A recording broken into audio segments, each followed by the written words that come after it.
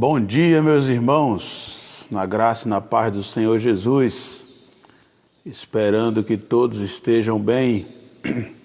Nós vamos iniciar mais um dos nossos encontros.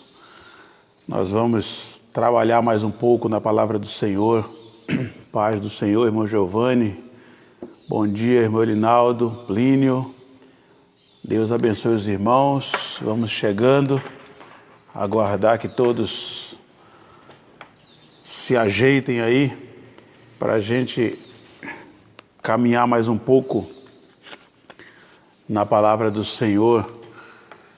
Que Deus nos abençoe mais esta manhã, louvando a Deus por mais um dia, por mais uma oportunidade. Enquanto alguns chegam, me dá um ok, se o som tá bom, se está chegando aí. Irmã Margarida, bom dia. Irmã Irene, irmã Eliene, paz do Senhor, minha irmã. Alguém me dá um ok, se está bom o som, se está tudo certo, para a gente começar bem, sem interrompermos. Louvado seja Deus pela vida dos irmãos, pela nossa igreja, reunida nesta manhã, cada um em seus lares. Irmã Sandra, Deus abençoe.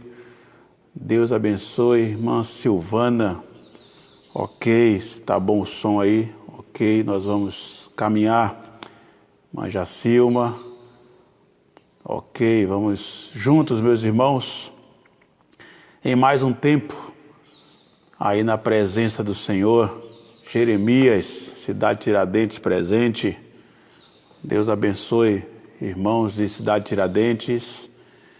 Deus abençoe aí os nossos irmãos em Jardim Fortaleza. Deus abençoe os nossos irmãos aqui, irmã Vera, Genô, Deus abençoe. Bênção, irmã Vera lá do litoral. Irmã Maria Helena, bom dia, minha irmã. Deus abençoe a irmã aí na sua casa. Ok, irmãos, temos aí um grupinho já chegando e nós vamos caminhar mais um pouco nas Escrituras, nossa escola bíblica dominical, a nossa famosa EBD. Ok? Nós vamos orar nesse momento, vamos falar com o nosso Deus na abertura dos nossos trabalhos nesse dia, e nós vamos continuar lembrando aí do seu Roberto, o esposo da nossa irmã Messi, aí, o pai da Carol, continua aí fazendo os seus exames, mas está em casa, graças a Deus, passou aquele período de hospital, e nós vamos agradecer pela vida do seu Roberto e continuar intercedendo por ele. Também mais cedo a irmã Eliene pediu oração pela sua tia Cleide, e nós vamos lembrar dela em nossas orações.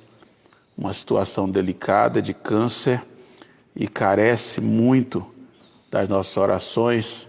Foi aí o pedido da nossa irmã Eliene.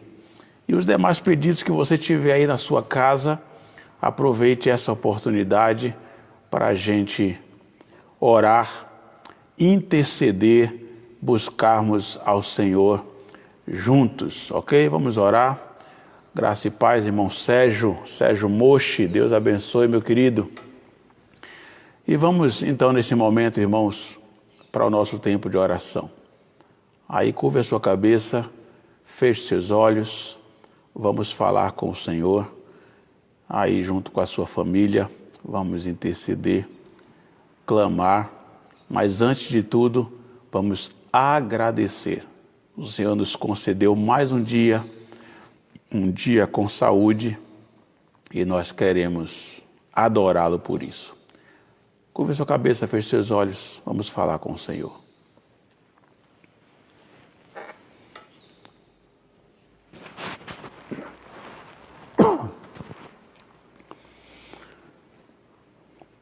Meu Deus, Pai querido, Deus amado, Senhor da glória, Criador e sustentador de todas as coisas.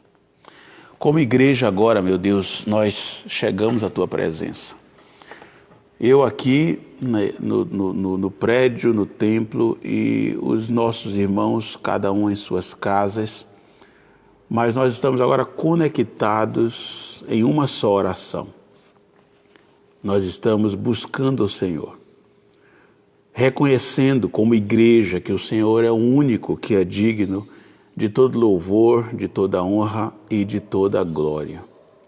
Reconhecendo que, independente das circunstâncias, como igreja nós vamos Te adorar, nós vamos Te bendizer todos os dias, enquanto vivermos. A nossa vida declarada como igreja será para a Tua honra e para a Tua glória. Portanto, meu Deus, obrigado por mais um dia. A noite passou, amanhecemos e reconhecemos que estamos vivos pela Tua graça, é pela Tua misericórdia. E nesse momento eu e meus irmãos queremos concordar que mesmo com dificuldades, problemas e lutas, o Senhor nos deu mais um dia de vida e nós queremos dar honra e glória ao Senhor. Obrigado, meu Pai. Te louvo por tudo. Te louvo pelos meus irmãos que agora, através nesse contexto de internet, através dessa página, os meus irmãos se achegaram e todos conectados vamos agora caminhar um pouco juntos. E eu quero agradecer ao Senhor pela vida dessa igreja, pelos nossos irmãos, tanto aqui, Jardim Fortaleza, Cidade Tiradentes, e outros que não fazem parte desse rebanho em si, mas que têm participado conosco, que são de outros endereços, mas estão juntos nessa caminhada aos domingos pela manhã. Eu quero, ó Deus, louvar ao Senhor pela vida de cada um deles e apresentá-los no Teu altar nesta hora, para que o Senhor olhe para cada um deles com o Teu olhar de misericórdia, derramando bênção, segundo o Teu querer e a Tua vontade. Ó Deus, eu quero Te louvar pelo tratamento do Seu Roberto, por ele estar em casa. Nós cremos que o Senhor está no controle, conduzindo tudo, e o Senhor fará o melhor. Por isso, mais uma vez, o colocamos no Teu altar. Abençoe, ó Deus, a Messia, ali juntamente com ele, a Carol, o Emerson, o Betinho, todos eles que estão envolvidos ali como família, que o Senhor os ajude a passarem mais esse período aí com um pouco de dificuldade, mas o Senhor é o mesmo Deus que já vem operando e vai continuar fazendo isso. Eu creio. Eu quero colocar no Teu altar o pedido da irmã Eliene, a sua tia, Cleide, que o Senhor a visite e que o Senhor faça uma obra ali, se for a Tua vontade, mas que o Teu querer possa sobrepor a tudo e que o Senhor dê alento aos corações, recebendo sempre tudo como a Tua vontade. Abençoe o nosso tempo que teremos aqui. Nos dê um tempo onde o Teu Santo Espírito seja o nosso professor. Que somente o Senhor tenha liberdade de alcançar a minha mente e a mente dos meus irmãos. E que eu seja apenas alguém que vai conduzir através da Tua palavra aquilo que o Senhor nos direcionar e aquilo que o Senhor já me colocou aqui. Ó Deus, eu Te louvo por tudo. E pedindo ao Senhor que acalente os nossos corações. Acalma, Senhor, os nossos corações. Nos ajude a crer que o Senhor está sempre no controle e que tudo isso logo vai passar.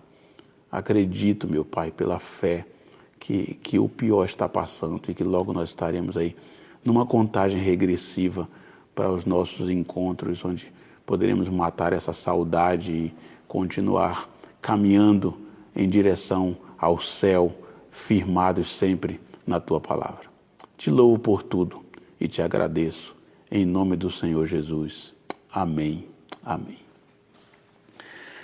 Ok, meus irmãos, nós vamos caminhar mais uma vez. Precisamos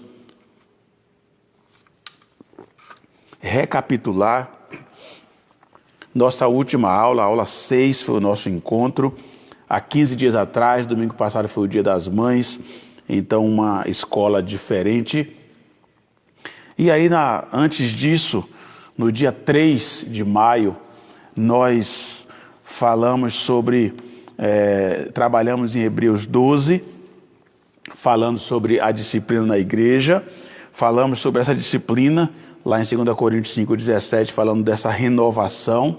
Falamos que a disciplina, ela é bíblica, uma disciplina que é uma implicação do Evangelho, promove a saúde da igreja. É só dando aqui um panorama para retomarmos.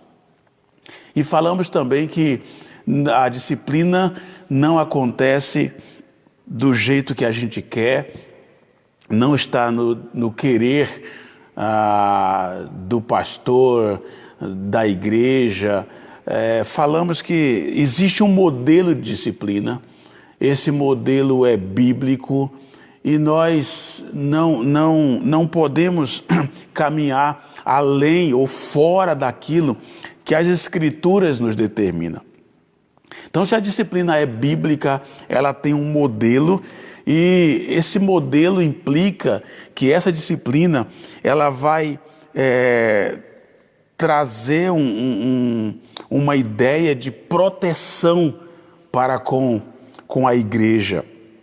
E aí começamos a ver os princípios bíblicos da disciplina, e esses princípios bíblicos que nós vamos trabalhar na disciplina da igreja são princípios que vamos verificar a visão de Jesus sobre a disciplina, e aí nós vimos isso na semana passada, na semana retrasada, a visão de Jesus trabalhando Mateus 18, e nós temos ainda a visão dos apóstolos sobre a disciplina, e vamos falar de Paulo, de João, de Pedro, e trabalhar a disciplina em Corinto. Há 15 dias atrás nós falamos sobre a disciplina na visão do Senhor Jesus Cristo. E hoje nós vamos caminhar sobre a disciplina na visão dos apóstolos. Qual é a visão dos apóstolos sobre a disciplina? Como é que a Bíblia nos mostra isso? Qual é o modelo que temos? Precisamos pegar esse contexto e o conteúdo, olhando como Jesus lidou, como que os apóstolos lidaram para com a igreja, as igrejas naquela época, como que essa disciplina se deu mais específica dentro da igreja de Corinto, e assim traçarmos um padrão de disciplina para que a igreja caminhe de uma forma bíblica. Então esse tem sido nosso objetivo. Desde que começamos a falar de membresia no ano passado, no primeiro semestre de 2019, a nossa ideia é caminharmos de uma forma bíblica, como é que a Escritura nos mostra. Então, mais uma vez, eu vou insistir e bater na tecla com vocês que esse modelo de estudo não é aquele modelo que está interessado no que você acha, no que eu penso, se eu concordo, se eu discordo. Não, aqui nesse momento cai por terra os nossos pensamentos, as nossas ideias, e nós caminhamos para a Escritura, vendo o que é que ela está dizendo sobre determinado assunto. Então, dito isso, já que acredito que você já lembrou aí que falamos da disciplina na visão de Jesus Cristo, olhando para Mateus 18, então hoje nós vamos caminhar nessa disciplina na visão dos apóstolos sobre a disciplina. Como é que os apóstolos lidaram com isso? E não podíamos começar diferente, porque quem mais tratou isso foi Paulo. E nós vamos trabalhar algumas cartas de Paulo hoje de manhã, tentando chegar aí talvez até o final delas. E depois, na próxima semana, nós queremos trabalhar com João e com Pedro. Ok?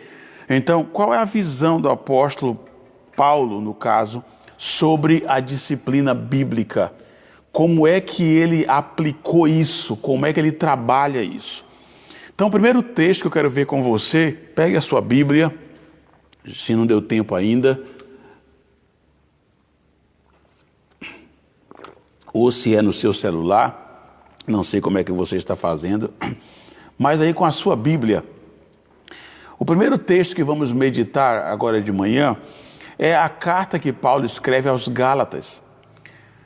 E eu quero ir com vocês para o capítulo 6. Gálatas, capítulo 6.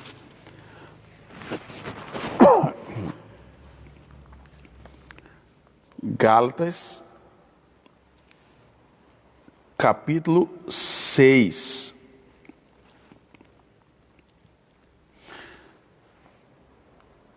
Sabemos que no capítulo 5 de Gálatas,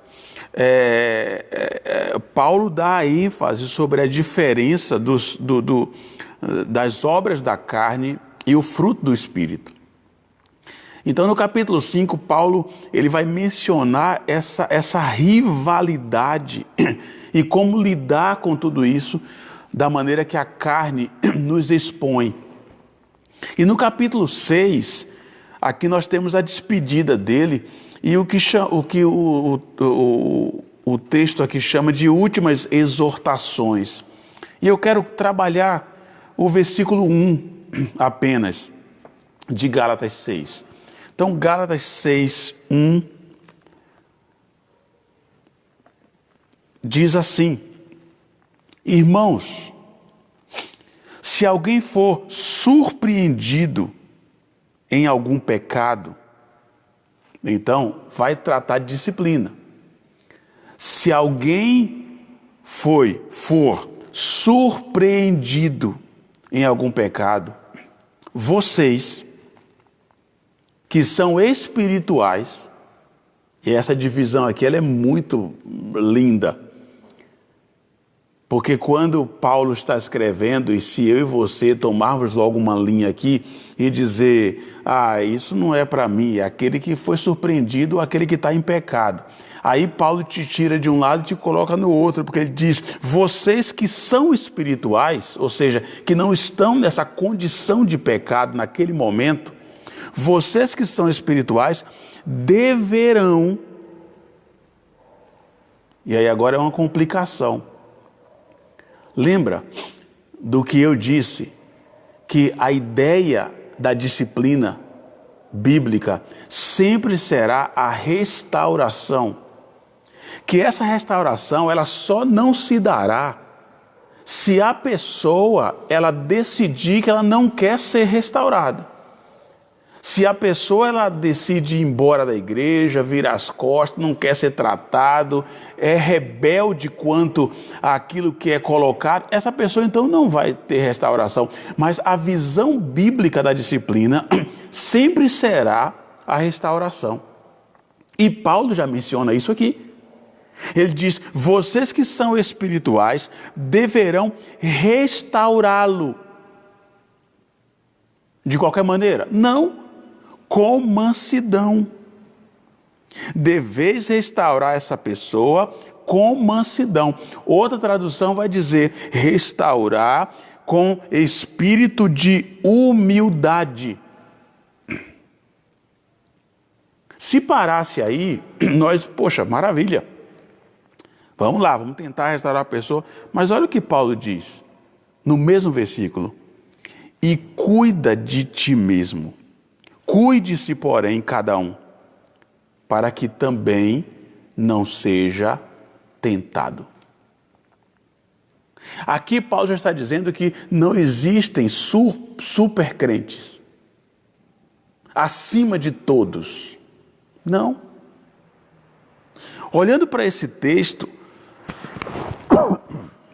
nós somos ensinados aqui a lidar mansamente, humildemente, com aqueles que são surpreendidos em algum pecado ou em alguma falta.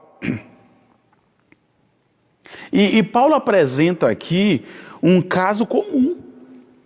Ele diz, se algum homem, se alguma pessoa, se alguém for surpreendido em alguma ofensa ou em algum pecado, dependendo da tradução, isto é, essa pessoa, ela foi alcançada pelo pecado, ela foi surpreendida com a tentação.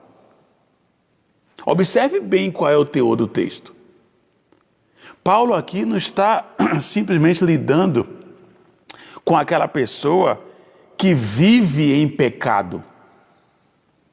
Paulo aqui está dizendo que a pessoa, ela foi surpreendida em algum pecado. Aí deixa eu explicar aqui, porque eu até, trabalhando nisso aqui, eu achei interessante. Quando a gente lê aqui, se alguém for surpreendido em algum pecado, a nossa cabeça trabalha naquela ideia de que você foi lá e você deu um flagra na pessoa. Não dá a entender isso? Parece que aquela pessoa estava em pecado, agindo escondido, para ninguém saber, e aí de repente um irmão passou e viu. E aí ele foi surpreendido. E se eu te disser que não é isso que Paulo está falando? No teor do assunto aqui, Paulo ele está nos mostrando que essa pessoa ser surpreendida é que ela foi alcançada pelo pecado e foi surpreendida na tentação. É aquela pessoa que não resistiu àquela tentação e aí surpreso ela está por ter cedido e caído. Não é que ela foi surpreendida por alguém, mas ela foi surpreendida pela tentação. Não sei se você está conseguindo acompanhar a minha linha de raciocínio. O que é que Paulo está nos mostrando? Aqui não é aquela pessoa que simplesmente vive em pecado. Uma coisa é você cometer uma falta, né, por sagacidade, uma deliberação, uma completa dissolução no pecado. Você planejou aquilo. Você peca com consciência. A sagacidade leva a pessoa a organizar tudo aquilo e aquele contexto de pecado satisfaz a sua carne. Lembre que no capítulo 5 de Gálatas, Paulo está falando dessas obras da carne. Então, nessa obra da carne, você está tão bem ali, envolvido naquilo, que o ambiente de pecado não lhe é mais surpresa. Ok? Mas não é isso que Paulo está falando. Não é dessa pessoa. Porque essa pessoa que se esbalda no pecado e ela vive naquilo em um contexto onde ela não tem arrependimento, Paulo não vai lidar com essa pessoa. Lembre-se, o contexto que eu tenho batido é que a disciplina aqui é para o salvo. É para o crente. E a pessoa que se esbalda no pecado e que aquilo lhe satisfaz a tal ponto em que não há arrependimento, para ela não haverá disciplina, porque biblicamente nada indica que é um salvo. Por isso, Paulo aqui, mais uma vez, ele diferencia.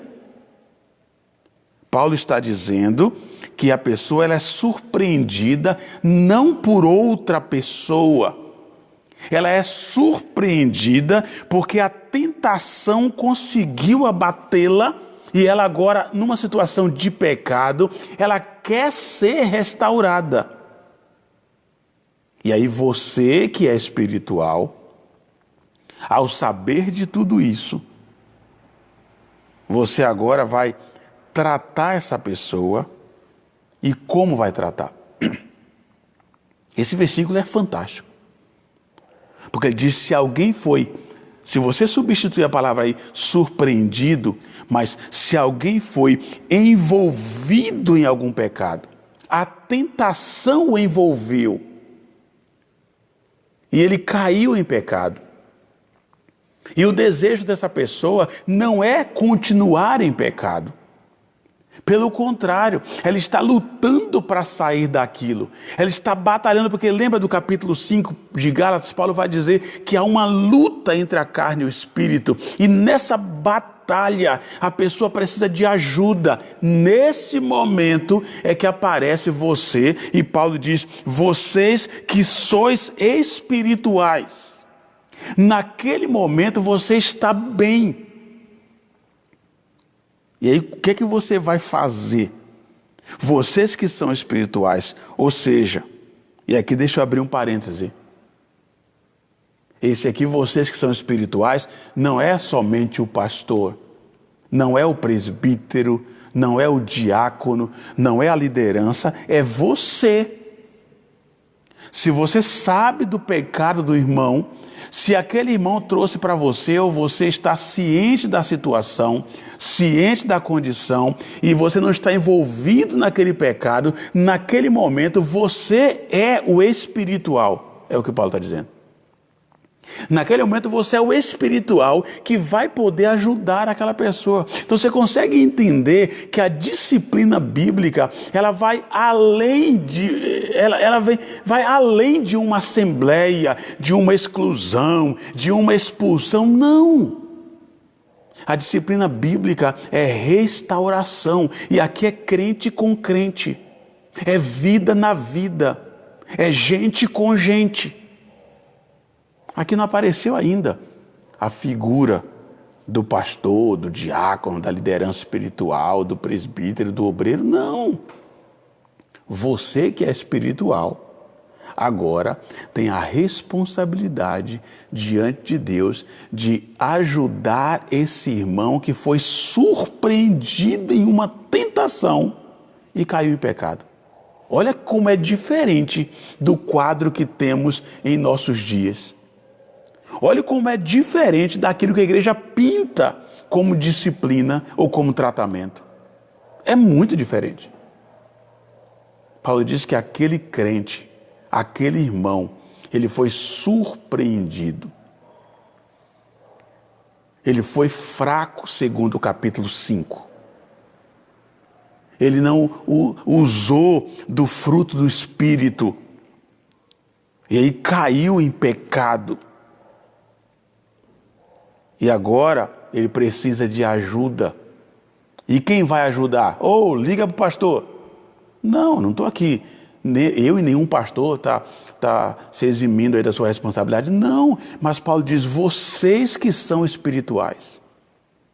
Se você é espiritual, e esse irmão foi surpreendido, mais uma vez, não é surpreendido porque você pegou ele no flagra. Não!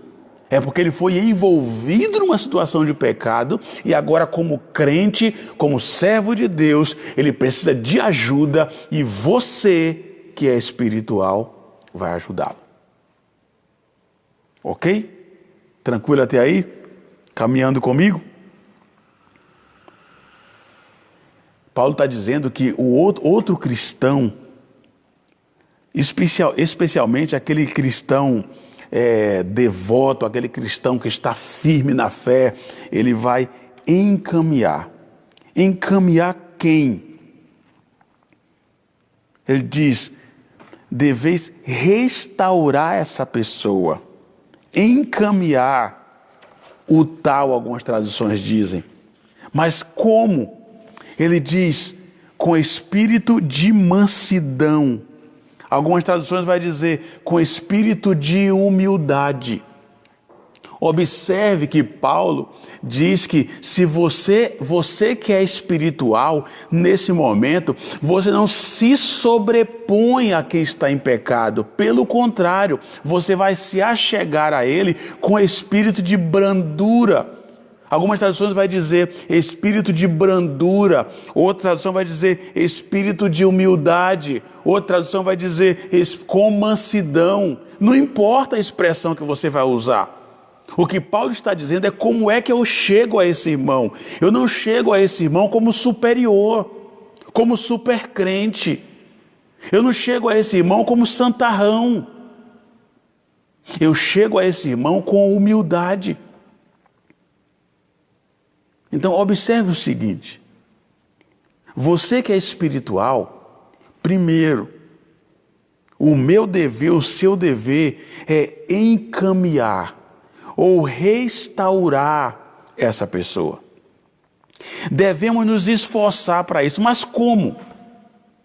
Aí agora entra um divisor de águas, irmãos. Humildade, mansidão, brandura. Não é passar a mão na cabeça e concordar com o pecado. Humildade, mansidão, brandura. Não é colocar a pessoa no colo e dizer você é coitadinha. Não. Você vai com humildade, com brandura, com mansidão, mas você vai restaurar essa pessoa como? Com repreensões firmes, conselhos pertinentes e adequados para levá-lo ao arrependimento. Lembre-se, o seu objetivo aqui é levar a pessoa ao arrependimento. Não é dizer para ela, é assim mesmo. Isso acontece com todo mundo. É normal. Não é isso que Paulo está dizendo. Paulo está dizendo que você vai ter espírito de mansidão, humildade, brandura, é não chegar ao outro como superior, como super crente, como super santo, mas você deve chegar não concordando com o pecado, não apoiando o que a pessoa fez, mostrando biblicamente, repreendendo essa pessoa, aconselhando essa pessoa. E qual é o alvo? Qual é o objetivo aqui? Arrependimento. Arrependimento.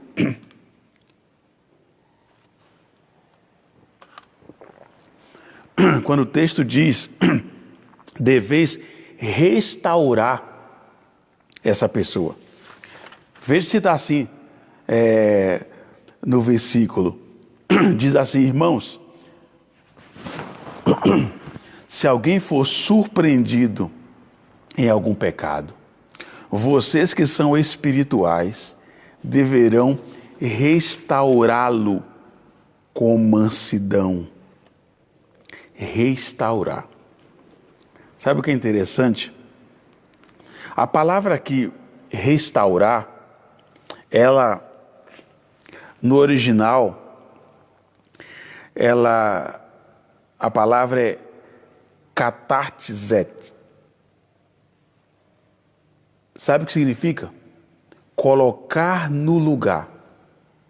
Colocar no lugar. A ideia aqui é como você faz com o osso ou uma junta deslocada. O osso deslocou e agora aqui você precisa colocar esse osso no lugar. É a mesma palavra aqui de restaurar.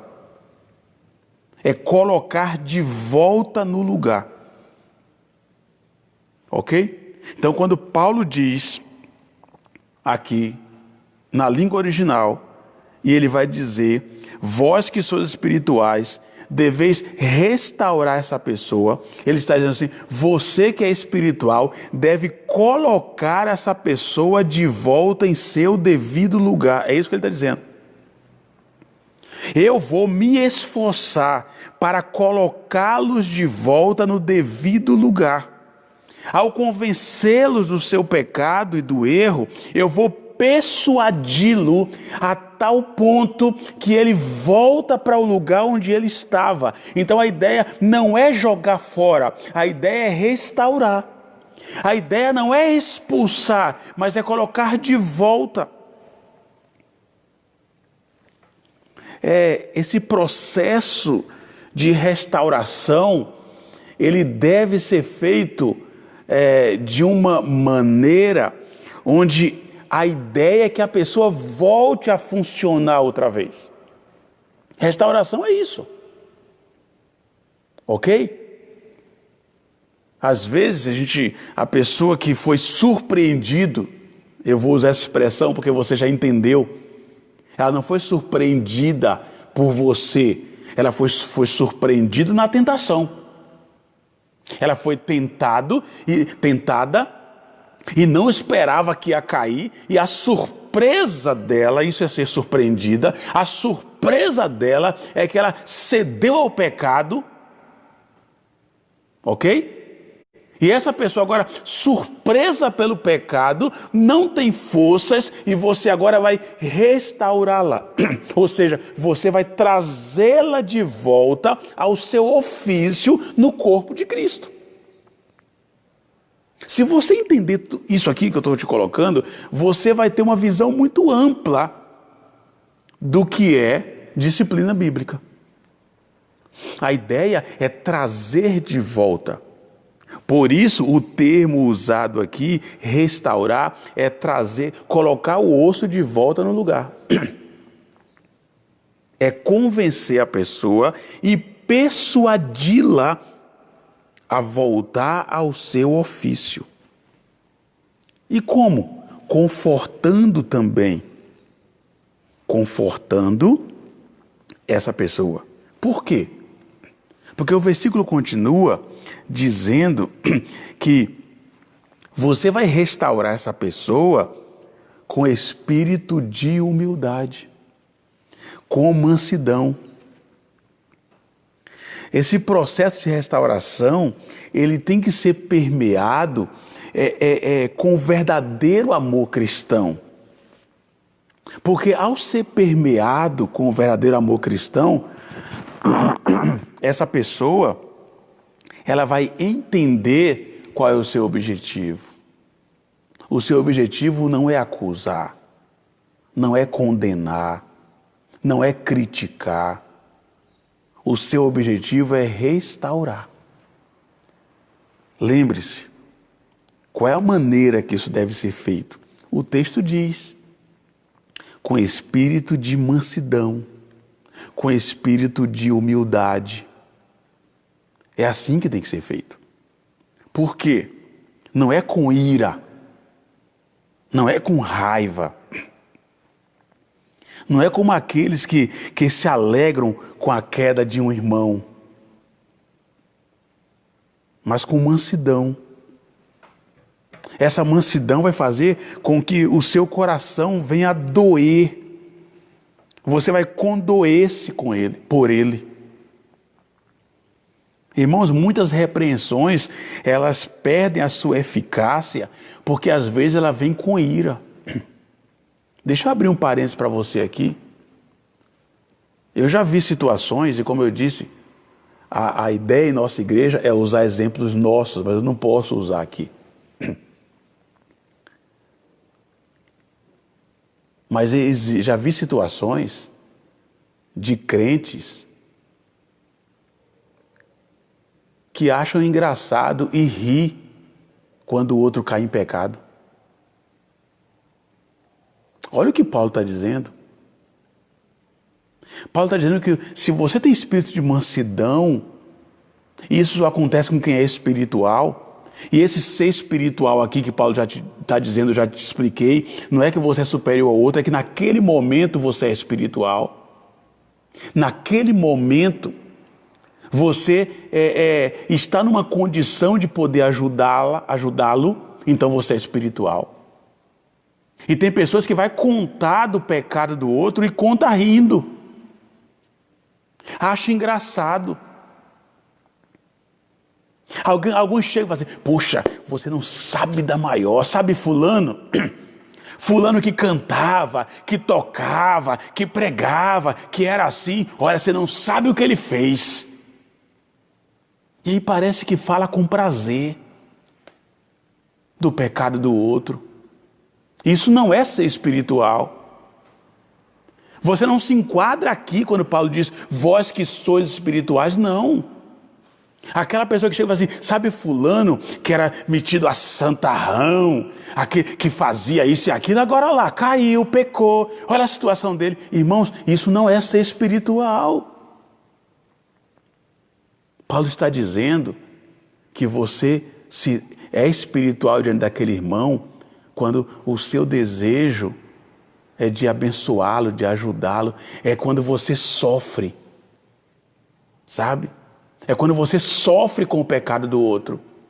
Quando Paulo diz que você que é espiritual tem que chegar ali com o espírito de mansidão, é porque você está sentindo a dor do outro.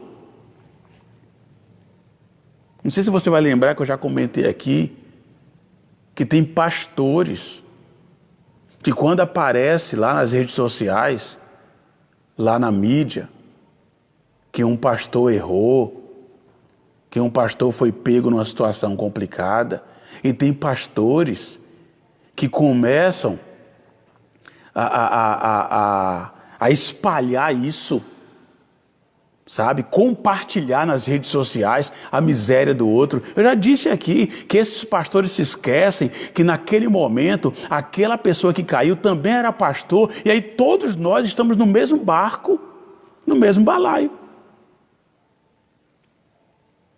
Então Paulo está dizendo que se você é espiritual, você vai chegar ao outro com espírito de mansidão. Não é passando a mão na cabeça, mas não é com ira, não é com raiva, não é usando palavras que vai ofender, não é essa repreensão que Paulo está dizendo. Infelizmente, muitas pessoas olham para o outro como se o outro fosse inferior.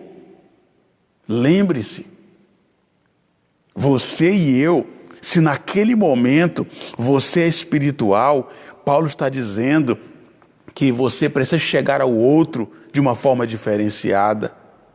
Quando essa repreensão ou essa restauração, quando ela ocorre com calma, ternura, preocupação com o bem-estar daquele que caiu, o resultado vai ser positivo. Quando você quer ver o outro bem, em algum momento o outro vai te ouvir. Agora lembre-se, estou falando de alguém que quer, que deseja o arrependimento, que deseja a restauração. Não estou falando daquele que vira as costas para a disciplina. Aprenda a separar bem as coisas. Aquele que aceita a disciplina, aquele que reconhece o seu pecado, aí você tem que chegar como espiritual. E como espiritual, você vai chegar com brandura, com amor, com a preocupação com o bem-estar do outro. E aí, irmãos, a tendência é que haja ali um resultado fantástico. Agora, por que Paulo diz isso? Por que Paulo diz que você tem que chegar e eu tenho que chegar com esse espírito?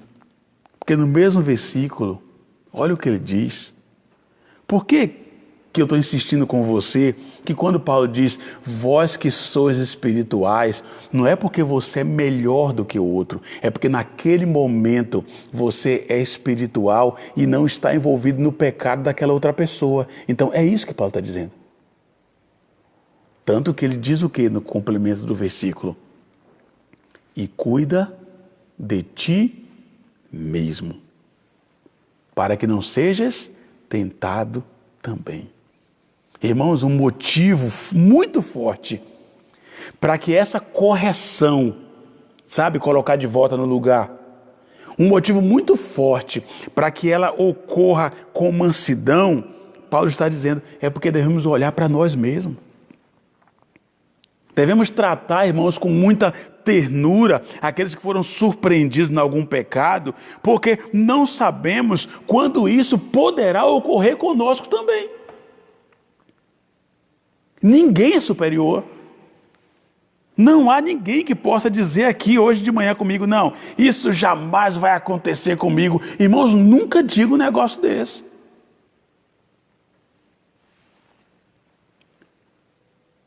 Porque a explicação que eu dei para você aqui, de que ser surpreendido não é ser pego no flagra, mas é ser surpreendido numa tentação, essa explicação cabe de que qualquer um de nós podemos cair. Qualquer um de nós. Nós podemos ser tentados. E quem aqui não já achou que era forte em alguma situação e quando percebeu, tinha caído em pecado? Quem aqui?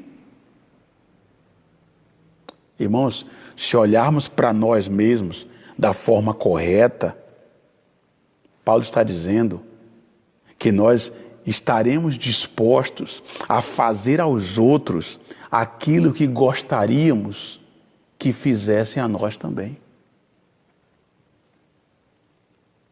Eu não estou aqui, em hipótese alguma, apoiando, defendendo o pecado. O que eu estou fazendo aqui é dizendo que se sois espirituais, devemos usar o contexto que Paulo está dizendo aqui. Ou seja, se aquele irmão está surpreso e vai dizer, eu pensei que eu podia resistir e eu caí. Naquele momento ele precisa ser readequado, precisa ser trazido de volta.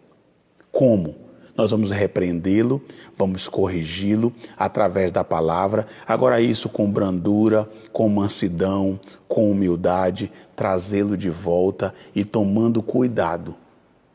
Muito cuidado. É isso que Paulo está dizendo. Muito cuidado, para que você também não seja tentado. Cuidado. Uma das coisas que a gente ouve muito dentro da área de aconselhamento é até que ponto estamos preparados para ouvir a história do outro, né? Porque podemos acabar pecando também.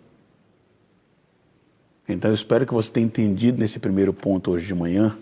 Nossa hora está voando e ainda é o primeiro ponto hoje de manhã. Eu espero que você tenha entendido que quando Paulo diz aqui, vós que sois espirituais, não é que você é melhor do que os outros. Eu espero que você tenha entendido que quando Paulo diz aqui, se alguém for surpreendido, não é que alguém pegou você no flagra, mas é que você está surpreso de não ter resistido àquela tentação. Eu espero que você tenha entendido que Paulo está dizendo que qualquer um de nós pode e deve ser usado para a restauração do outro. Não precisa de reunião, não precisa de assembleia, não precisa de pastor, não precisa de nada disso. Se o irmão procurou você, ou se você soube do pecado dele, busca ele e restaura. Você tem poder para isso. Não poder que está em você mesmo, mas pela Escritura. Eu espero que você tenha entendido esse primeiro ponto. Que grave, em primeiro lugar, se o irmão é surpreendido, ele não é surpreendido por você. Ele é surpreendido pela tentação. E ele está surpreso disso. Segundo, você que é espiritual, não é porque você é melhor do que os outros. É porque naquele momento você não está em pecado. Você não está naquele pecado. Então você pode ajudá-lo. Espero que você tenha entendido que nesse processo é restauração. É trazer de volta. Eu espero que você tenha entendido isso. E em quarto lugar nesse ponto, eu espero que você tenha entendido que por você não ser melhor do que os outros, por você não ser mais espiritual do que os outros, Paulo está dizendo, cuida de ti mesmo. Tome cuidado para que você também não caia na tentação. Se você entendeu isso, nesse versículo, hoje de manhã, eu vou ficar feliz. Porque essa é a forma bíblica de disciplina. Que talvez você nunca nem tenha ouvido. Porque, infelizmente, a disciplina bíblica é mostrada de outra forma. Primeiro, um crente que não se quebranta, ou melhor, que se diz crente, mas que não aceita a repreensão, que não aceita a correção, que sabe mais do que todo mundo, que acha que é mais crente do que todo mundo, e quando chega a disciplina, ele vira as costas para a igreja e ele vai embora como se fosse mais crente do que os outros. É isso que estamos acostumados. Segundo, é um outro crente que se acha melhor do que aquele e quer expor aquela pessoa e se acha maravilhoso que aquela pessoa tropeçou, porque aquela pessoa se achava mais crente do que todo mundo, então ela caiu e agora tem gente aplaudindo porque ela caiu.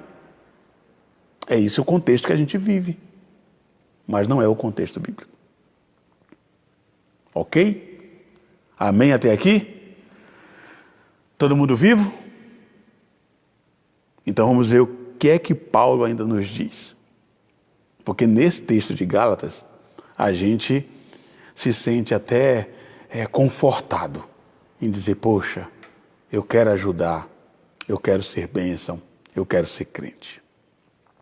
Então vai comigo na sua Bíblia, a próxima carta de Paulo aos Efésios. Efésios capítulo 5.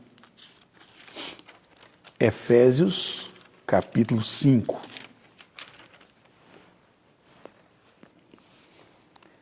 Efésios capítulo 5.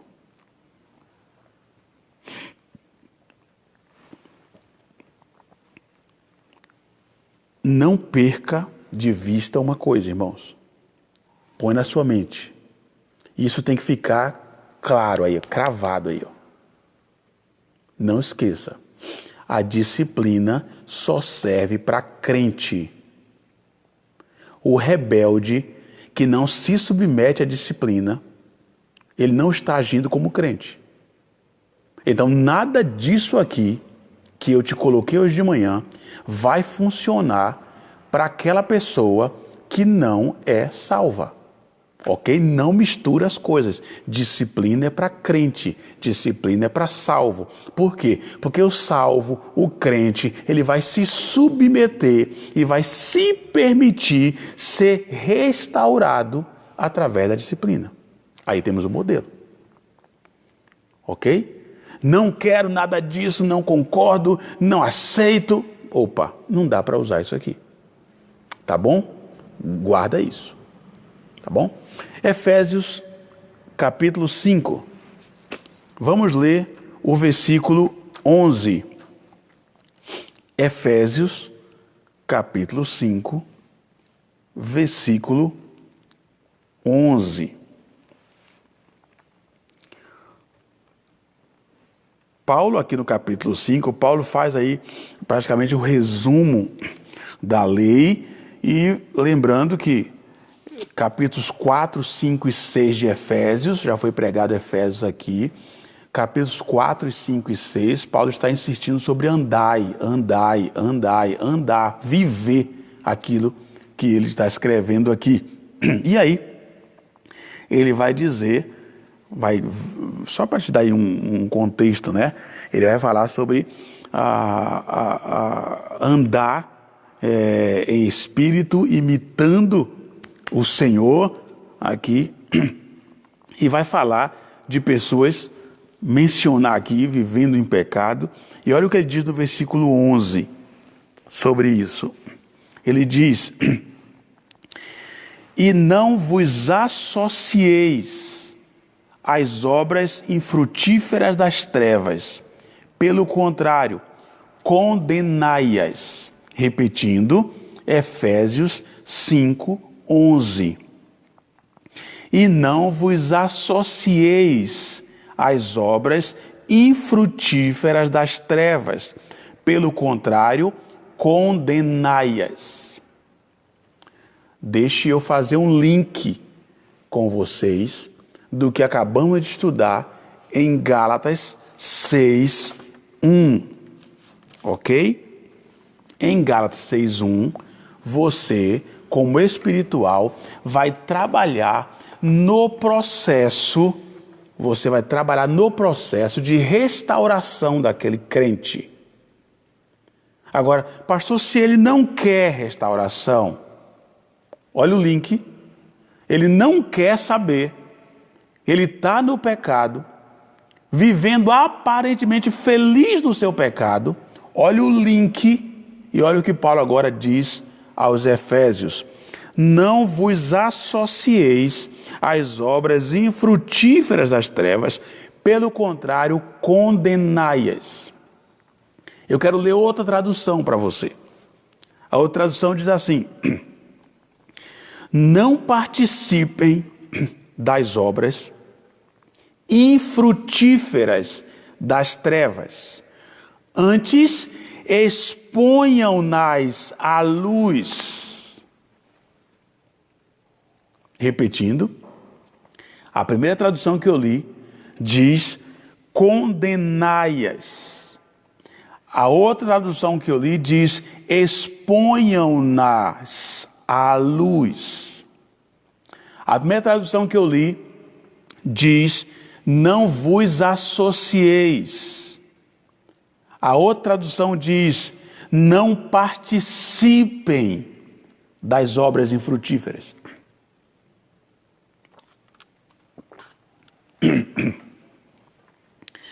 O que são obras infrutíferas? Vamos chamar aqui de obras pecaminosas, que Paulo chama aqui de obras das trevas.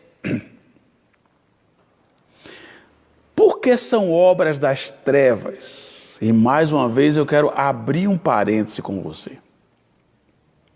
Não é que você foi lá nas trevas pegar essa obra. Não. Essa obra vem das trevas. Ok?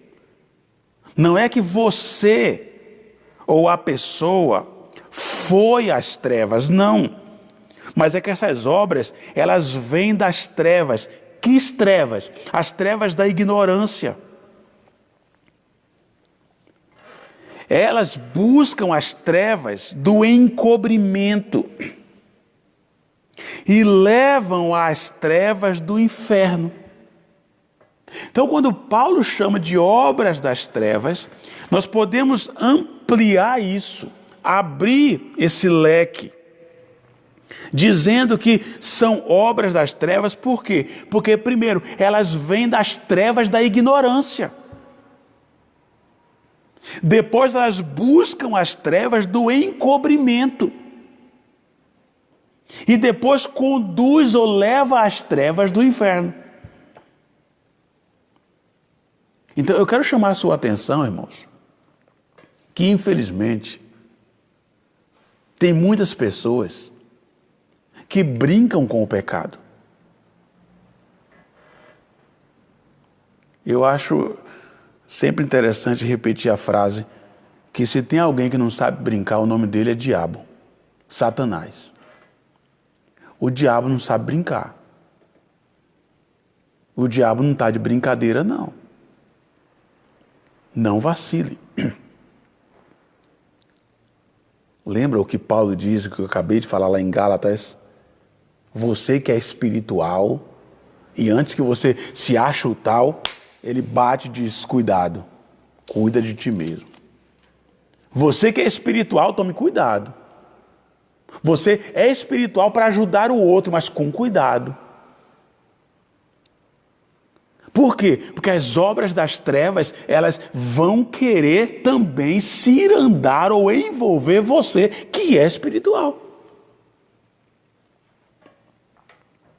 Essas obras das trevas, Paulo chama de obras infrutuosas. Algumas traduções diz infrutíferas. O pecado não traz nenhum benefício a longo prazo. Não traz. Não pense que a sua vida de pecado, ou a vida de pecado do seu irmão, um pouquinho hoje, outro amanhã, e mais aqui.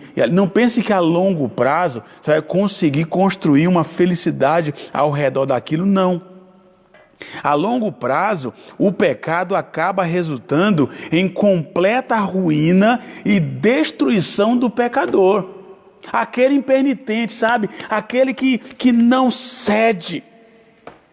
Aquele que não aceita que está em pecado, aquele impenitente, aquele que não concorda, sabe essa frase? Eu não concordo, mas ele continua em pecado. Sabe qual é o futuro, segundo o apóstolo Paulo? Essa obra das trevas, ela vai destruir aquela pessoa, ela vai arruinar aquela pessoa. E quando você menos perceber, aquela pessoa ou você mesmo vai estar afundado na lama do pecado. De uma forma que às vezes até aquele que é espiritual não tem mais forças para tirá-lo dali, porque você já se afundou. Sabe quando a Bíblia diz que um abismo chama outro abismo? Por isso Paulo diz, não participem Não vos associeis, Paulo está dizendo.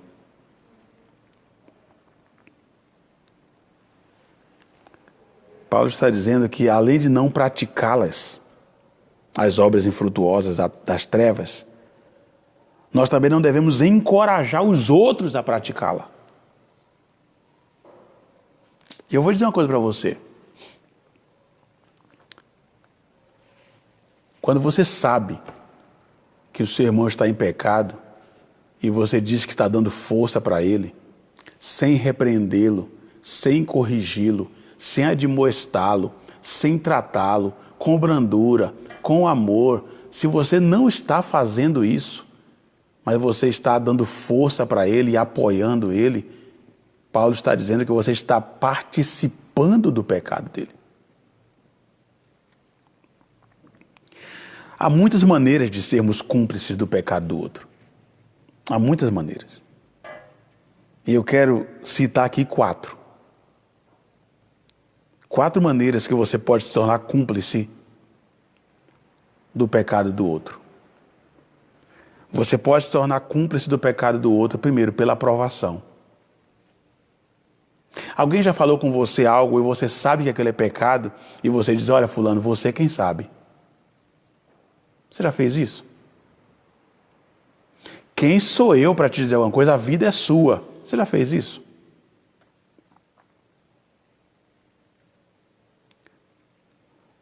Então, se você aprova o que o outro está fazendo, você é cúmplice do pecado dele. Então, a primeira maneira, ou a primeira forma de você participar do pecado do outro, ser cúmplice do pecado do outro, é pela aprovação. Segunda forma é pela recomendação. Você sabe que é pecado, você sabe que é errado, você sabe que desagrada a Deus, mas você, mesmo sabendo de tudo isso, você ainda assim, você recomenda aquela pessoa. Você é cúmplice. Terceira, quando você aprova, você sabe que é pecado, você sabe que desagrada a Deus, a pessoa disse para você, você está ciente e você dá o ok para ela. Mesmo quando você faz com a cabeça, ok. Ué, você está aprovando. Sabe aquela história? Mas eu não posso me dispor com fulano. Eu não quero ter problemas. E essa é a pior. Já viu essa frase? Eu vou perder a minha amizade. Aí você aprova o que o outro está fazendo. Você sabe que é pecado, você sabe que a Bíblia condena, você sabe que a pessoa está errada e você aprova o que ela está fazendo. Paulo está dizendo que você é cúmplice. E por último, você pode participar do pecado da pessoa, se tornar cúmplice, como eu disse, pela aprovação, pela recomendação, pelo consentimento ou pelo encobrimento. Pelo encobrimento.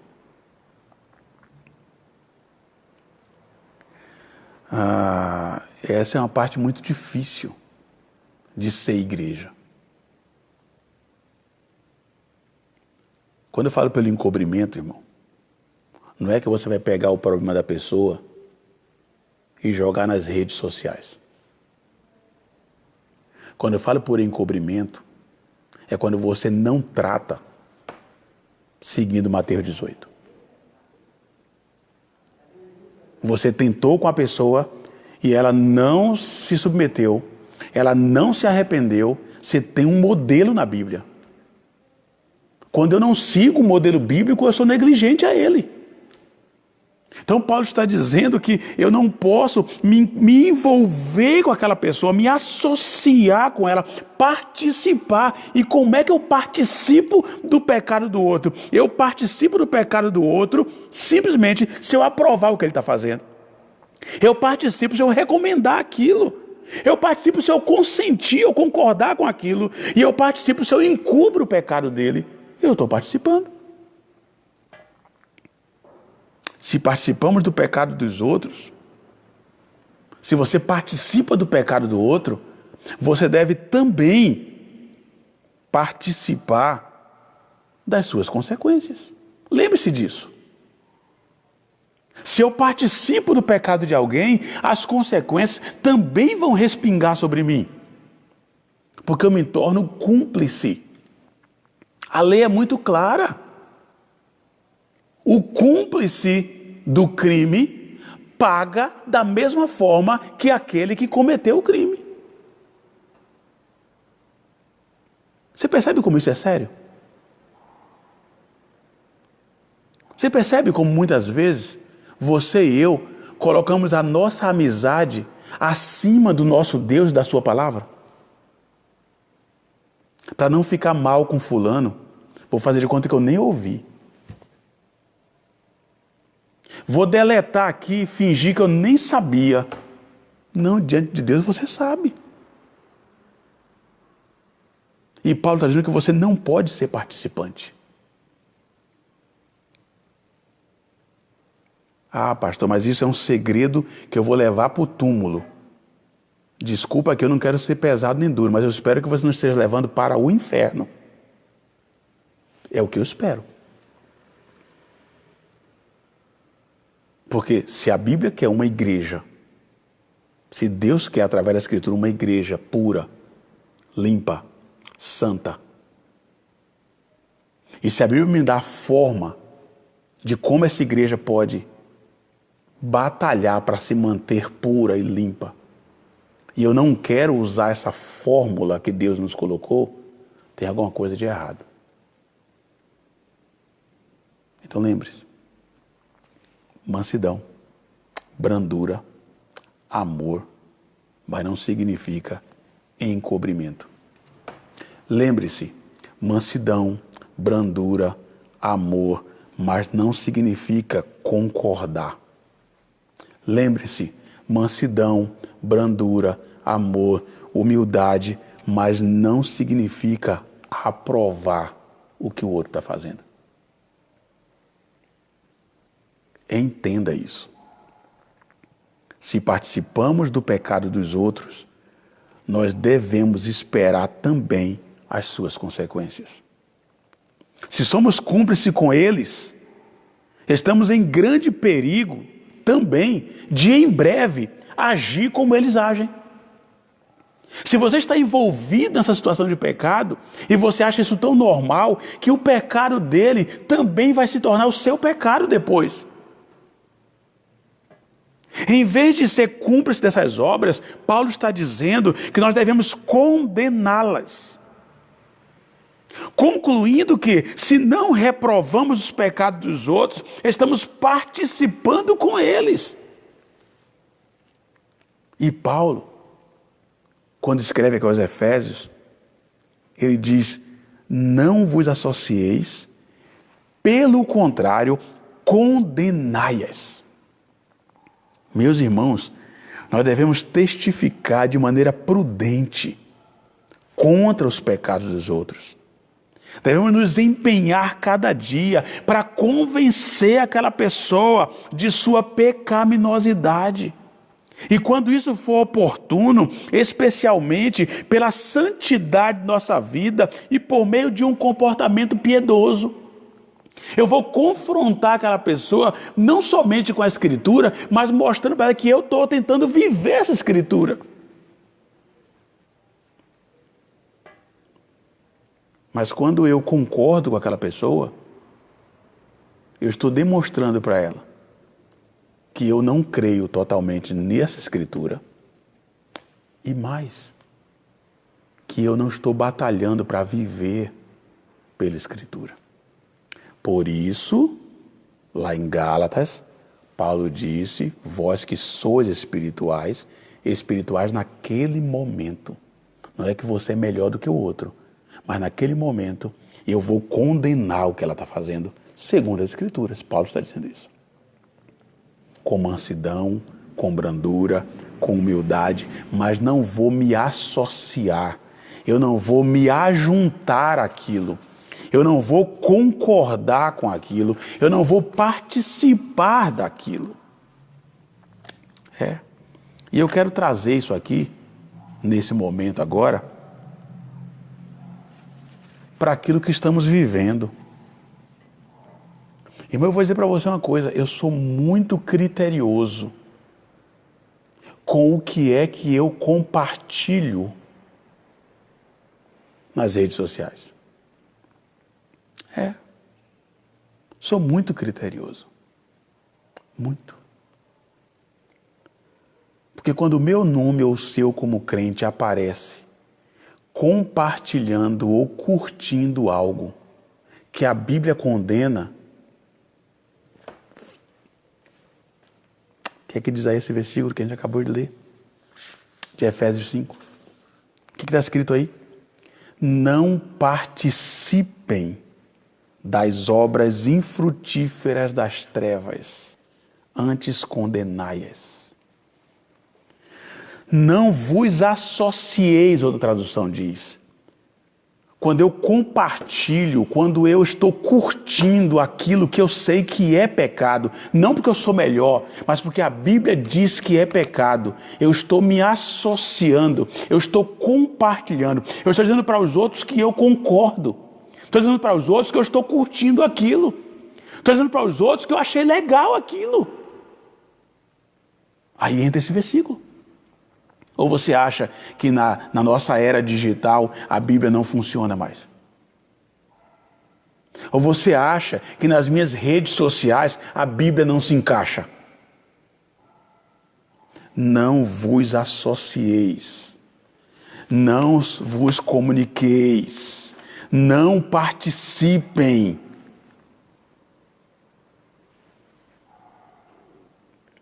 E você vai receber muita crítica por isso. Vocês daqui de Vila São Jorge sabem de quantas críticas eu recebi e tenho recebido de situações pecaminosas na internet, onde para alguém é festa, para mim é pecado. Para alguém é glória, para mim é pecado. Não para mim porque eu sou melhor, mas porque a Escritura condena. Então eu não vou curtir, eu não vou compartilhar. Eu não vou comentar, não. Eu já disse àquela pessoa que a situação dela é de pecado. Acabou. Então, nessa era de internet, tome cuidado. Quando for compartilhar algo, leia tudo até o final. Leia. Irmãos, não é uma nem duas vezes que eu me deparo na internet, até em grupos da igreja, com textos que são textos espíritas. Espíritas escreveram lá.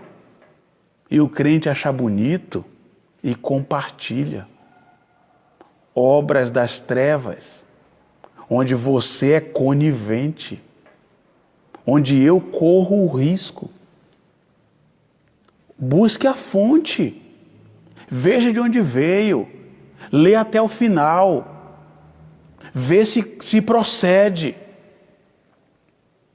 Toma cuidado, porque a Bíblia coloca você como participante daquela obra que a Bíblia chama de das trevas. A Bíblia está dizendo que você está associado àquilo. Então, nesta manhã, eu quero chamar a sua atenção para isso. De que você deve tomar muito cuidado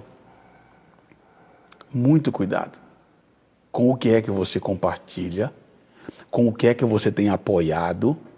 Seja criterioso, meu irmão, com o seu Facebook, com o seu WhatsApp. Seja criterioso com fotos. Cuidado com o seu Instagram. Cuidado com o que você coloca lá. Pode ter fotos suas lá, ou do contexto onde você está inserido, que não combina com aquilo que a Escritura diz e nem com aquilo que você prega. Toma cuidado.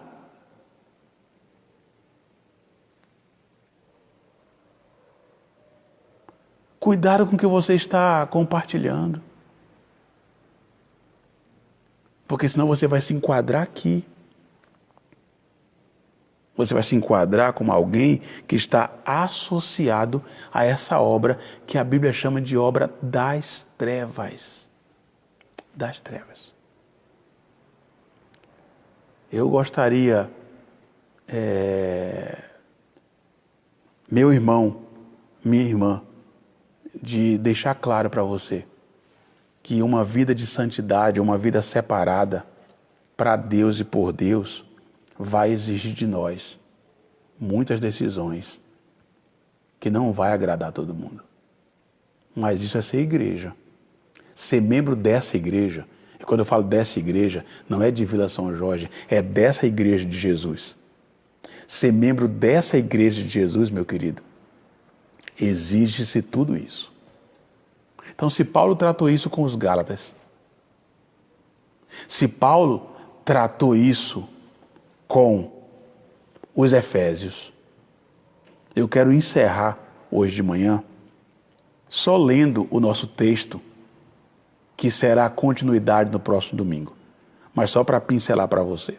Então, primeiro, estudamos hoje Paulo escrevendo aos Gálatas, e aí entendemos que ser surpreendido ali, naquele texto, não é pegar o irmão no flagra, mas é o irmão que fica surpreso de que ele caiu naquele pecado. Ele foi surpreendido pela tentação. E agora, em pecado, ele carece de ajuda. E aí, naquele texto, Paulo diz que você que é espiritual, não é que você é melhor do que aquele irmão, não é que você é superior a ele, mas é que naquele momento, você não está no pecado dele e você pode ajudá-lo. Entendemos também naquele texto, Paulo deixa claro que ali o processo é de restauração. E restaurar é pegar o osso quebrado e trazer de volta e colocar de novo no lugar. E aí você vai fazer isso.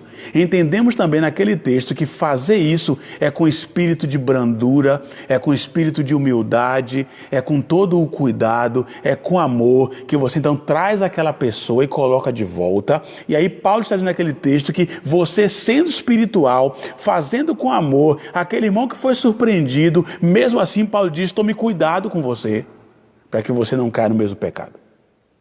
Entendemos hoje de manhã que ao transportarmos ou fazendo um link para o que Paulo escreve aos Efésios, você tem que tomar cuidado, porque ao ajudar aquele irmão, ao trabalhar na vida daquele irmão, você tem que tomar cuidado para que você não se torne cúmplice do pecado dele. Então, para não se tornar cúmplice do pecado dele, você deve olhar aquilo e repreendê-lo e tratar aquilo. E usando aqui o que eu falei, eu dividi aqui, que você não pode ser cúmplice, então você não pode aprovar aquele pecado, recomendar aquilo que ele está fazendo, não pode ter o seu consentimento naquilo e nem o encobrimento daquilo. Então você já entendeu isso. E aí eu estou dizendo para você que isso acontece muito nas redes sociais. E aí dizendo para você que você tem que tomar muito cuidado com o que você curte, com o que você compartilha, para você não estar concordando com o pecado do outro. Então, basicamente isso que estudamos hoje de manhã. Mas eu quero chamar você lá para Tito. Paulo escreve a Tito. Paulo aqui escreveu aos Gálatas, escreveu à igreja em Éfeso, mas agora ele escreve a Tito, especificamente a uma pessoa. Então, Tito, capítulo 3, versículo 10.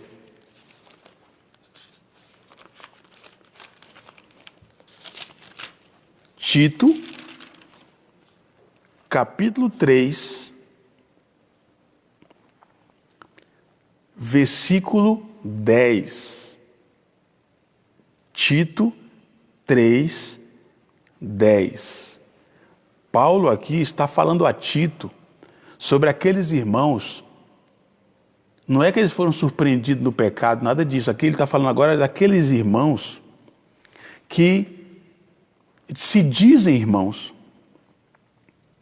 mas que começam a pregar uma outra doutrina na igreja e começa a falar contrário àquilo que Tito está ensinando.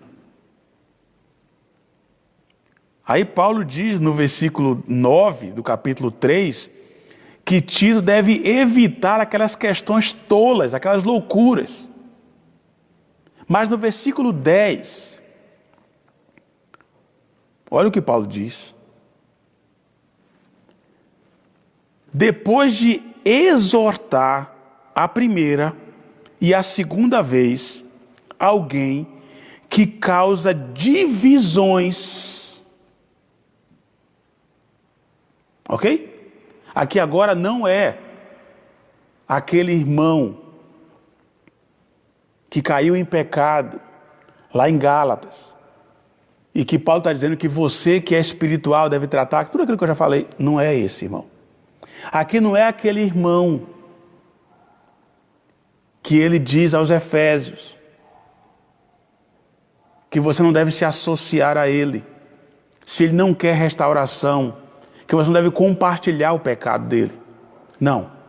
Aqui, Paulo está falando daquela pessoa que está causando divisões na igreja. Quanto àquele que provoca divisões, Paulo diz, advirta-o uma vez, 2 vezes, depois disso, Paulo diz, evita-o. Outra tradução vai dizer, rejeite-o.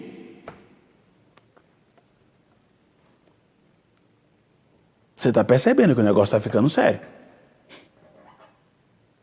Você está percebendo que o funil está fechando. E como é que a disciplina vai tratando a igreja? Você sabe qual é o objetivo aqui, né? Uma igreja pura, uma igreja limpa, uma igreja digna, uma igreja santa ou santificada. Pastor, isso é impossível. Se usarmos o modelo da palavra, não. E aí Paulo mostrou. A gente está falando, lembre-se, nós falamos, seguimos lá a visão de Jesus sobre a disciplina bíblica, e aí trabalhamos no Mateus 18. Agora estamos trabalhando a visão dos apóstolos, e por enquanto estamos só com Paulo. Ainda tem Pedro e ainda tem João. Eu acho que esses homens deixaram algo escrito aqui para que nós pudéssemos seguir. Eu espero que você concorde comigo. Então, Paulo escreveu aos Gálatas, já vimos hoje. Paulo escreveu aos Efésios, já vimos hoje. E agora Paulo escreve a Tito, a uma pessoa específica. Que é o que vamos ver na próxima semana. Ok? Tito 3:10 é o nosso ponto de partida no próximo domingo. Quanto àquele que provoca divisões, advirta-o uma vez, 2 vezes, depois disso, rejeite-o. Próximo domingo, retomamos daí. Eu espero não ter sido tão pesado para você hoje. Eu tenho trabalhado e batalhado para tornar o mais light possível, porque eu também tenho os mesmos conflitos que vocês. Cada texto desse, cada estudo, cada meditação é um choque da realidade, ou com a realidade. Com o que eu vivi em igreja, de como eu agi como pastor. Tudo isso aqui não é para você apenas. É primeiro para mim. E lembre-se, Vila São Jorge, Cidade Tiradentes, Jardim Fortaleza, é aquilo que começamos no ano passado. Membresia, de acordo às Escrituras, e agora disciplina, de acordo às Escrituras. E não dá para voltar atrás. É daí para frente. E estamos caminhando. Respira, toma uma água e viver biblicamente não é fácil. Mas temos um modelo e estamos vendo a visão, estamos observando a visão bíblica. Espero ter abençoado a tua vida hoje de manhã. Eu confesso que quando terminei isso aqui, eu vi que era pesado. E eu reconheço que é pesado, mas é bíblico e não dá para a gente escolher o que é que vamos estudar ou não. é toda a Escritura. Louvado seja Deus pela tua vida, meu irmão, minha irmã. Bom ter caminhado com você mais um pouquinho. Próximo domingo, Tito 3:10, será o nosso ponto de partida. E lembre-se, ainda vamos ver o que diz João, o que diz Pedro, e depois trabalhar especificamente a disciplina lá em Corinto. Temos muito material, muito assunto, enquanto não voltamos aqui para o nosso dia a dia na igreja, vamos fazendo aqui por esse instrumento. Eu espero em Deus que a sua vida venha sendo abençoada através disso. Edenilson Delgado, louvado seja Deus. Paz, meu querido, lá de Pedro de Toledo. Bom ver você por aqui. Deus te abençoe. Nós vamos orar, irmãos, encerrando nosso tempo de estudo. Espero que na semana você vai aí trabalhando mais isso na sua cabeça. Espero que a palavra de Deus encontre lugar no seu coração. Eu espero poder estar abençoando a tua vida. Vamos orar, encerrando nosso tempo aqui nesta manhã. E nessa oração, como fazemos a cada domingo, lembrar dos nossos aniversariantes. Nossa irmã secretária, irmã Sandra, é uma bênção e já mandou. E dia 12, aniversariou a irmã Maria Luísa, ok? Irmã Luísa fez aniversário aí no dia 12. E hoje, dia 17, nosso querido irmão Everton, lá do Jardim Fortaleza, Everton fazendo aniversário hoje. Então, vai os nossos parabéns para a irmã Luísa, que fez no dia 12, e os nossos parabéns hoje para o nosso irmão Everton, aí lá de Jardim Fortaleza, filho do irmão Moisés, irmã Cileide. Deus abençoe. Vamos orar, irmãos, louvando a Deus pelos nossos aniversariantes e também agradecendo por esse tempo. E, dia 14, aniversário de casamento da Arielle e do Márcio, e dia 15, Ana e Walter. Oh, glória a Deus! Amém!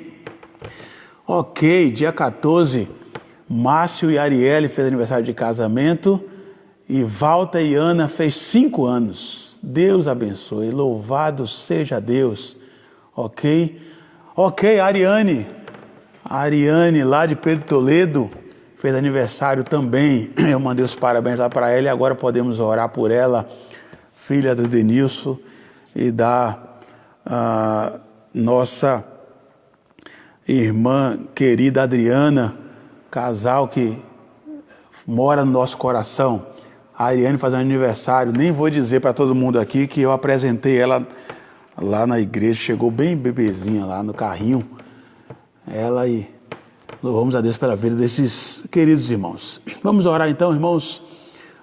Vera e Agenor, 14 anos de casado. Eita, nós, é muita gente, hein? Deus abençoe. Vamos orar então? Curva a sua cabeça, feche seus olhos. Vamos falar com o nosso Deus nesse momento. Vamos orar. Deus de amor, Deus de graça. Nesta manhã, nós caminhamos juntos, olhando para a Tua palavra, reconhecendo, Deus, meu Pai, se não for a Sua misericórdia e a Sua graça, é difícil. Mas, louvado seja o Senhor, nós temos a graça do Senhor e temos o Teu Santo Espírito que nos fortifica e temos a Tua palavra. Nos ajude, Senhor, nos ajude a vivermos o mais próximo de Ti. Queremos agradá-lo. Queremos viver para a Tua honra e para a Tua glória. Obrigado, Senhor, porque temos a Tua palavra e obrigado porque podemos falar com o Senhor. Deus, eu quero, nesta manhã, colocar tantos aniversariantes diante do Senhor. Colocar de uma forma especial membros de nossa igreja, a irmã Luísa, que completou aniversário essa semana, te louvar pela vida dela e pedir do Senhor bênçãos sobre ela. Quero também te louvar pela vida do Everton, que faz aniversário hoje. Que o Senhor o abençoe. Que o Senhor abra ali os seus caminhos e que ele possa trilhar o caminho que o Senhor tem traçado para ele. Abençoa, Senhor, a vida dele nesta manhã. Dê a ele um dia de aniversário abençoado e de alegria. Te louvo pela vida da Nani, que fez aniversário também ali em Pedro Toledo. Continue abençoando ela, dando a ela discernimento e que ela nunca se afaste dos seus caminhos. Abençoa ali o Edenilson, a Adriana, o Elias. Ó Deus, toma aquela família em tuas mãos. Também te louvo pela vida do irmão Ranulfo, a irmã Darcy. Abençoa eles também. Quero te louvar pelos aniversários de casamento. Te louvar pelo aniversário de casamento nesta semana aí do Márcio, da Arielle. Que o Senhor abençoe a vida deles. Que o Senhor abençoe também o Walter e a Ana. Que o Senhor abençoe o Agenor e a Vera. Que o Senhor abençoe, as 2 semanas atrás, também o Giovanni e a Eliene. Ó Deus, são famílias que colocamos no teu altar. Que esses homens sejam homens bíblicos, sejam homens do Senhor. E como homens de Deus, que eles possam conduzir a sua família ao teu altar e no teu caminho. E que as mulheres, ó Deus, sejam mulheres sábias, que aprendam a cada dia a serem boas esposas e crentes fiéis dedicados ao Senhor. Sejam mães, aquelas que são, que possam exercer isso de uma forma bíblica e que essas famílias que eu coloquei no teu altar possam pegar esses ensinamentos e trazerem para as suas casas e viverem aquilo que está sendo pregado. Ó Deus, abençoe o nosso dia, meu Pai. Aliás, eu quero te agradecer porque ele já é abençoado. Por termos acordados pela manhã com saúde e com nossas famílias bem, já é motivo de alegria, já é bênção. Eu reconheço isso. Deus, obrigado por tudo.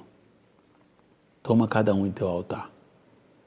E onde a minha voz chegue, onde a minha voz estiver chegando nesta manhã, eu quero declarar a bênção do Senhor em cada lar.